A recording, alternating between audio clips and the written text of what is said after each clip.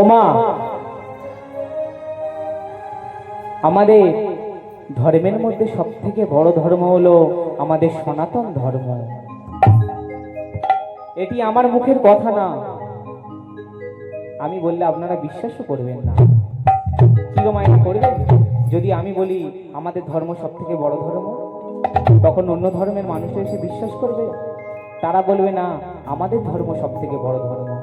কিন্তু মা, প্রমাণ হয়ে গেছে, যখন বিশ্ব সম্মেলন হয়, আমাদের ভারতবর্ষ থেকে পাঠানো হয়েছিল স্বামী বিবেকানন্দকে।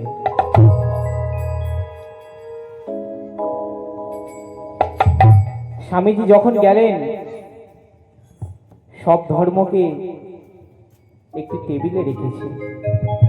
সব ধর্মের নিচে মা, সব ধর্মের নিচে আমাদের ধর্মটিকে রেখেছে।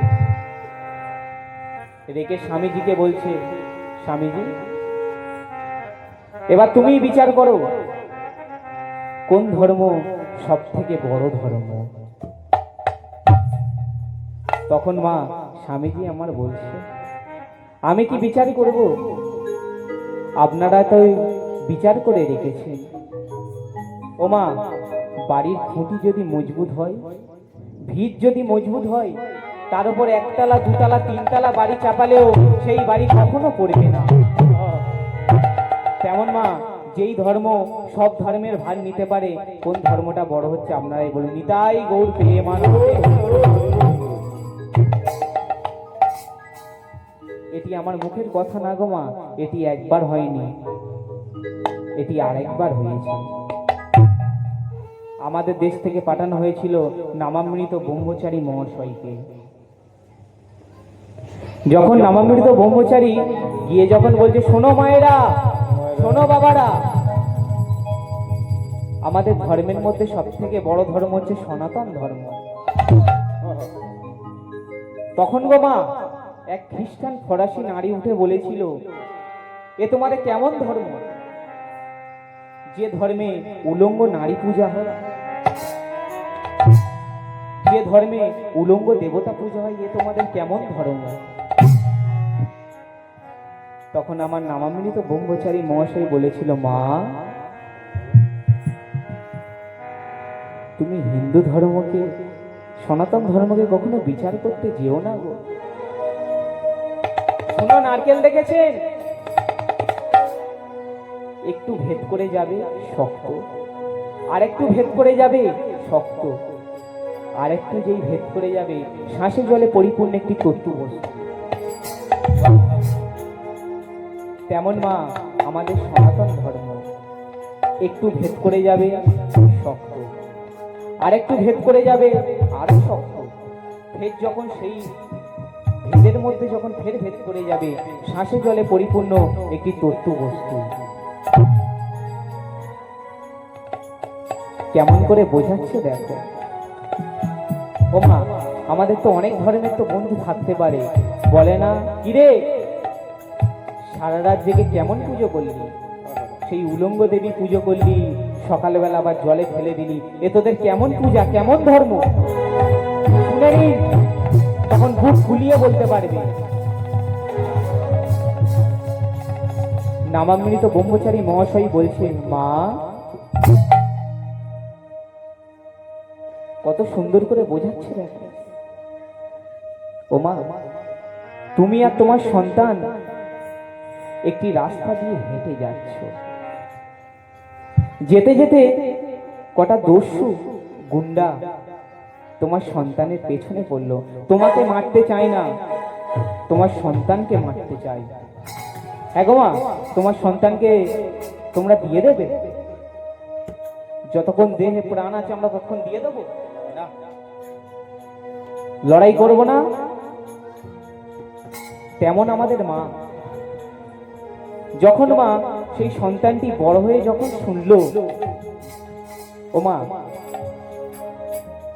সেই সন্তানটিকে বাঁচানোর জন্য আমার মা লড়াই করতে করতে আমার মার কখন গায়ের বসন খুলে গেছে আমার মা নিজেও জানলো না। বড় হয়ে যখন সেই সন্তানটি শুনল আমি আর আমার মা যখন রাস্তা দিয়ে যাচ্ছিলাম, কিছু দস্যু আমাদের পেছনে পড়েছিল, আমার মাকে মারতে চায় না, আমাকে মারতে চায়। তখন আমার মা লড়াই করতে করতে আমার মার গা থেকে বসনটা কখন খুলে গেল। হ্যাঁ গো মা, সেই মাকে তখন আমরা ঘেন্না করব না, পূজা করব? পূজা করব তো। তেমনই যখন আমাদের উপরে যখন অত্যাচার হচ্ছিল, তখন আমার মা সেই দস্যুদের সঙ্গে লড়তে লড়তে কখন আমার মার গায়ের বসন খুলে গেছে আমার মা নিজেও জানতো না।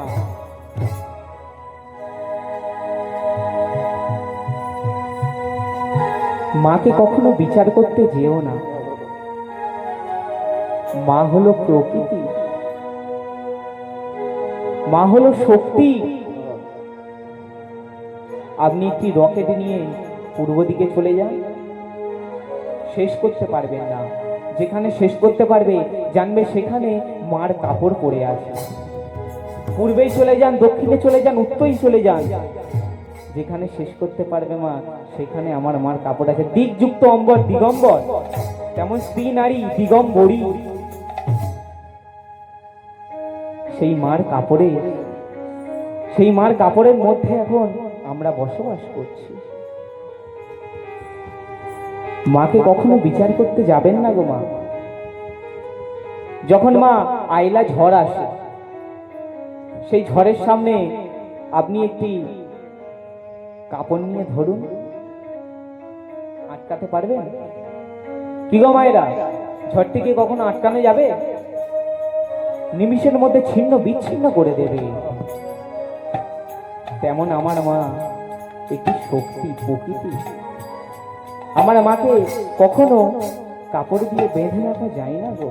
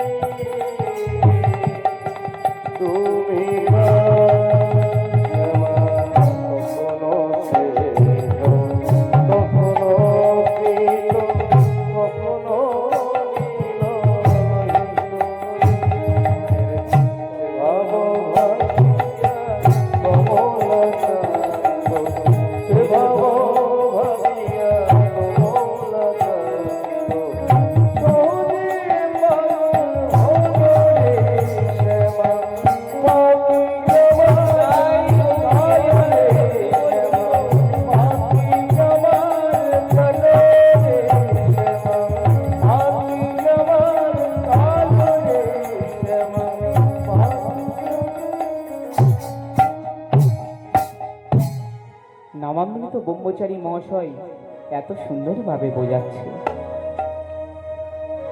যেই মা বোঝানো হয়ে গেল তখন সেই